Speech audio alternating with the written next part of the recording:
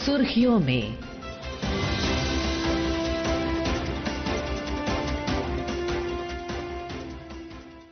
ये आकाशवाणी है।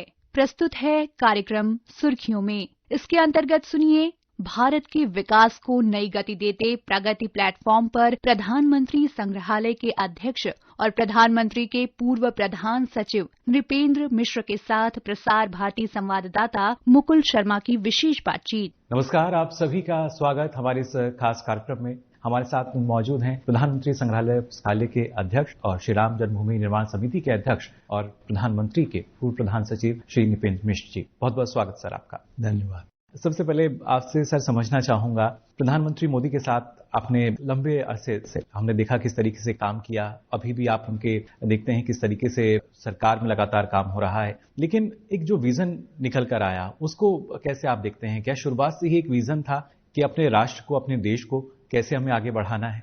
प्रधानमंत्री जी का जो एक देश के प्रति सपना है, ख्वाहिश है, वह वर्ष 2014 में जब उन्होंने कार्यभार ग्रहण किया, तभी से लगभग सभी को ये एहसास था कि उन्हें एक जुनून है।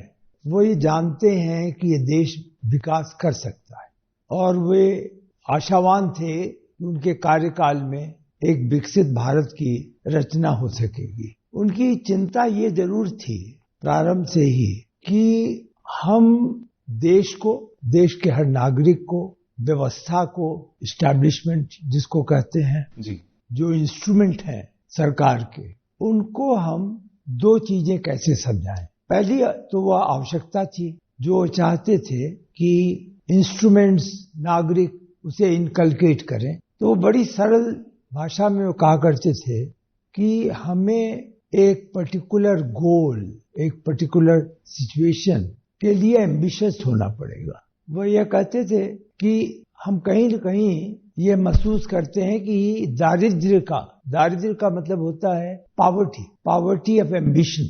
तो वो कहते थे प्रायः कि पावर्टी ऑफ एम्बिशन बहुत दिखाई देती है। तो दूसरी चीज जो इम्पोर्टेंट थी वो यह थी कि योजनाओं को हम कैसे भूमि पर देखें। It must be seen on the ground, it must be felt by the masses, it must deliver the advantages for which they were thought of. उसमें कहीं न कहीं उनको एक चिंता ही नहीं, मैं समझता हूं लगभग एलर्जी थी कि bureaucratic lack of team work, coordination, he expects everyone to support each other. उन्होंने देखा कि अनुश्रवण की आवश्यकता है, मॉनिटरिंग जिसको कहते हैं। तो overall you can really identify the Prime Minister as someone who had a vision and who had a जुनून for that. एक जो होता है ना कि आप जब तक बिल्कुल, उसका एक बहुत क्रूड शब्द है, प्रधानमंत्री जी ने कभी नहीं इस्तेमाल किया, मैं जरूर करता हूं, कि जब तक आपका पागलपन ना हो जाए उसके लिए आप अचीव नहीं कर सकते। उनके पास वो था।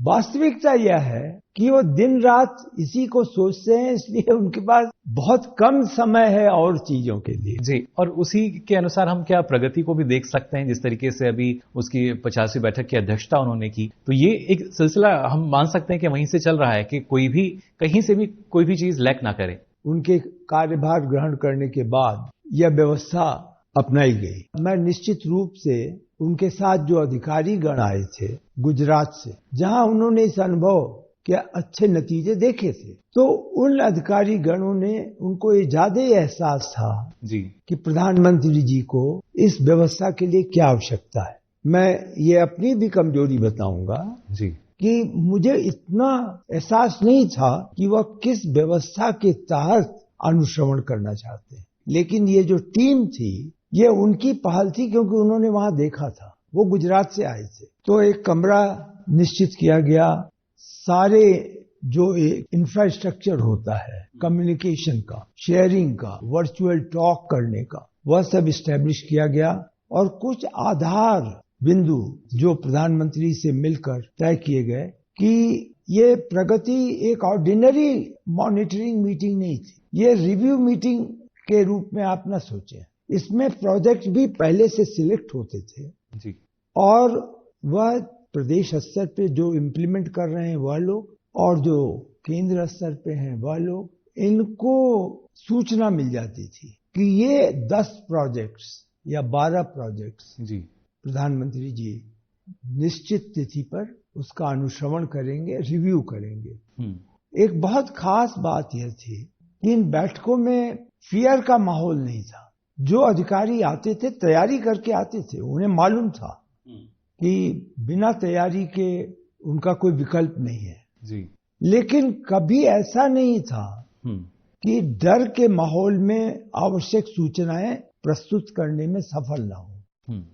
लेकिन जो अधिकारी, प्रदेशों के मुख्य सचिव, प्रदेशों के सचिव, केंद्र सरकार के संबंधित विभागीय सचिव जी, they responded very well to the program. So it was a great atmosphere। और मैं आपको बताऊं, प्रधानमंत्री जी को यह सामने मालूम रहता था कि किस प्रोजेक्ट में कितना विलंब हो रहा है, कितना कास्ट ओवररन हो रहा है, उनको मालूम था। उनको ये भी मालूम था कि कौन कौन सी समस्याएं जी अधिकारी प्रस्तुत करने वाले हैं। तो उन्हीं के समाधान पे फिर ज्यादा फोकस रहा एक तरीके से। समाधान पे तो फोकस था, एक्चुअली उनके हस्तक्षेप से 90% समाधान होकर ही वहां आते थे जी। जो भी कठिनाइयां होती थी, और यदि एक से अधिक विभाग सचिव से संबंधित है या विभागाध्यक्ष हैं संबंधित, तो वो लोग तैयार होकर आते थे यह बताने के लिए नहीं कि कारण क्या है। प्रधानमंत्री जी इन बैठकों में कारण नहीं सुनना चाहते। बाय नेचर जी, वह यह आशा करते हैं कि अधिकारीगण आपस में बात करके, और यदि आवश्यकता पड़ेगी तो उनका जो प्रमुख सचिव है, उस समय मैं देख रहा था कार्य को, वह लोग इसका समाधान निकाल कर वहां आएंगे। यानी परिणाम अब या सामने हैं। क्रियान्वयन करने के लिए समाधान होना चाहिए। जी। तो प्रायः उनका जो फर्स्ट शॉट होता था क्वेश्चन, जो विभाग के संबंधित सचिव चाहे प्रदेश के हों या केंद्र के, तो वो यह पूछते थे कि ये बताइए कि ये इतना विलंब हो गया तो क्या आपने इन कारणों की समीक्षा की है। और कभी कभी तो ऐसा भी मजाक करते थे कि यदि कोई सचिव आने वाले 3 महीने 6 महीने में सेवानिवृत्त हो रहा है जी, तो वह एक मैसेज जिसमें उनका दर्द भी था, लेकिन वो बड़े लाइट एटमॉस्फेयर में उसको कन्वे होता था कि सचिव जी आप अपने सेवानिवृत्त होने के पहले तो ये श्रेय, ये यश अपने साथ ले जाना चाहेंगे जी। तो एक इंस्पिरेशनल डायलॉग भी वो छोड़ देते थे जो कि कंसर्न ऑफिसर कॉन्शियस हो जाए। अगर हम सेक्टर वाइज बात करें, अब हाल ही में जो बैठक हुई उसमें ना सिर्फ जल संसाधन, कोयला, ये तमाम ऐसे क्षेत्र जहां पे हमें फोकस नजर आया। तो देश की जो ना सिर्फ विरासत, जो जिसका विकास बेहद जरूरी है, उसको क्या पहले से ही ध्यान में रखकर इस तरह के से एक फोकस रहा है वहां पे? जो कार्यशैली है प्रधानमंत्री जी की, उसमें एक दो चीजें बहुत ही निखर कर ऊपर आती हैं। एक तो उनको इस बात का एहसास है कि विकास में मॉड्यूलर अप्रोच आवश्यक है। मैं प्रायः इसका उदाहरण देता हूं और थकता नहीं हूं कि जब उन्होंने यह कहा कि जनधन योजना लागू की जाए जी, तो उनके मस्तिष्क में, उनकी योजना में, उनका जो कार्यक्रम था उसमें कहीं न कहीं डिजिटलाइजेशन छिपा हुआ था कि किस तरीके से जनधन योजना से हम डिजिटाइजेशन एडमिनिस्ट्रेशन में इंट्रोड्यूस कर सकेंगे। आज आप सोचें कि यदि अकाउंट्स नहीं होते किसानों के तो लगभग 15,000 करोड़ रुपए एक मुश्त में ट्रांसफर कर दिए जाते। बिल्कुल, हर किसान के खाते में पहुंच जाता है जी। उन्होंने जब यह सोचा कि हर गांव में बिजली पहुंचा दी जाए जी, तो उनको इसका एहसास था कि उस गांव के जो पिछड़े वर्ग की कॉलोनीज हैं या जहां एक वर्ग विशेष रहता है, बहुत सी जगहों पे आपने देखा है गांव में शेड्यूल्ड कास्ट एक साथ रहने लगते हैं, शेड्यूल्ड ट्राइब एक साथ रहने लगते हैं, तो वो यह चाहते थे कि यहां पर बिजली का घर के अंदर जो है कनेक्शन मिले। तो बिना पोल के, बिना कनेक्शन के, बिना विलेज को तो वो नहीं हो सकता था। बिल्कुल, वो संभव ही नहीं था। उससे बढ़ करके फिर आगे बच्चों की शिक्षा, वहीं पर जुड़ा हुआ था गैस का चूल्हा। तो जो गांव के एक परिवार के जीवन में क्या क्या आवश्यकताएं थी, उसकी उन्होंने शुरुआत एक बहुत छोटे कार्यक्रम से किया कि 100% गांव कनेक्ट हो जाए पावर से। और एक इतना बड़ा कार्यक्रम हो गया कि गांव में खुशहाली कैसे आए। जो आज विकसित भारत के बड़े बड़े लक्ष्य हैं ना, ये सभी कहीं न कहीं उनकी आधारशिला उन्होंने पहले 5 वर्ष में रखी थी।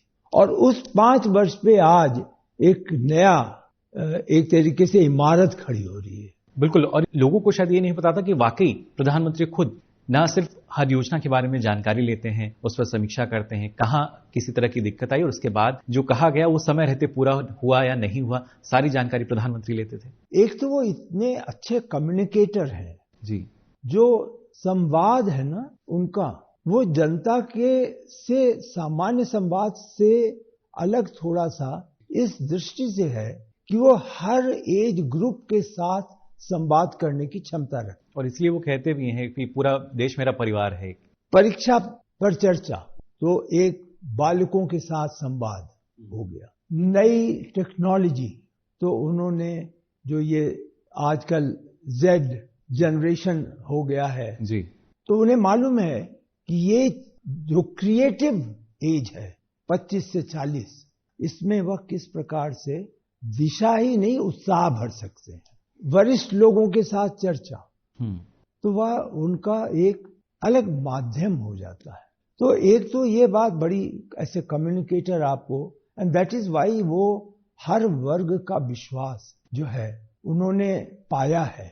उसको आप चाहे मासेस लव हिम उसको समझें, लेकिन ये सही है अपनी जगह। यानी सबका साथ सबका विकास को पूरी तरीके से सार्थक उन्होंने किया है। और इसी के साथ जो आपने दूसरा थॉट प्रोसेस प्रस्तुत किया कि वह यही नहीं है कि वो योजनाओं को घोषित करें, बल्कि वह उनको धरातल पर उतरता देखना चाहते हैं। मुझे याद है आयुष्मान योजना जो अपने तरीके की एक अनोखी योजना जी।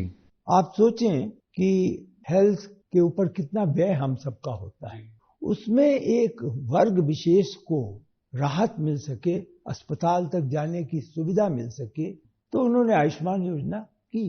लेकिन उनको ये मालूम था और चिंता थी कि जिस प्रकार से रजिस्ट्रेशन होकर के कार्ड मिलना है उसकी कवरेज बहुत स्लो है, वहां कहीं ना कहीं कुछ कमी आ वहां कमी है। और उसी कमी को वह दूर करने के लिए उस योजना के उस विशिष्ट अंग को एक तरीके से उपचार करते थे, अटैक करते थे, उपचार करते थे, इनकरेज करते। तो मैं ये समझता हूं, आपने बहुत सही कहा कि आज उन्होंने घर घर जल की योजना है जी, नल से जल पहुंच रहा है हर घर। उन्हें यह मालूम है कि कुछ स्थान पे वो अंतिम पॉइंट पे आकर के कनेक्शन नहीं हुए हैं जी।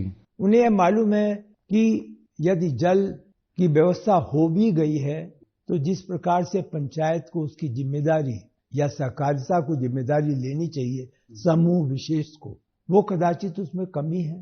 तो इन सभी चीजों को जानते हुए भी वो निराशा नहीं आने देते। और शायद यही कारण है जिस तरीके से एक बुनियादी विकास को अगर हम देखें, इंफ्रास्ट्रक्चर पर जो प्रधानमंत्री का फोकस रहा है वो न सिर्फ प्रगति में भी हमें दिखाई देता है बल्कि देश की भी अगर बात की जाए, क्योंकि हर स्तर पर जैसा आपने कहा कि ग्रामीण क्षेत्रों से अगर हम शुरुआत करें तो वहां से लेकर लगभग हर एक क्षेत्र में जो इंफ्रास्ट्रक्चर है उसको काफी मजबूती मिली है। वो तो आप एक चीज होती है ना, आप सीइंग इन बिलीविंग इट, आप देखें तो आपको विश्वास होगा। आज आप हवाई अड्डों को देखें, उनकी संख्या को देखें तो आपको विकसित भारत का नक्शा दिखाई देता है। बहुत बहुत धन्यवाद आपका हमें समय देने के लिए। धन्यवाद। अभी आप सुन रहे थे भारत के विकास को नई गति देते प्रगति प्लेटफॉर्म पर प्रधानमंत्री संग्रहालय के अध्यक्ष और प्रधानमंत्री के पूर्व प्रधान सचिव नृपेंद्र मिश्र के साथ प्रसार भारती संवाददाता मुकुल शर्मा की विशेष बातचीत।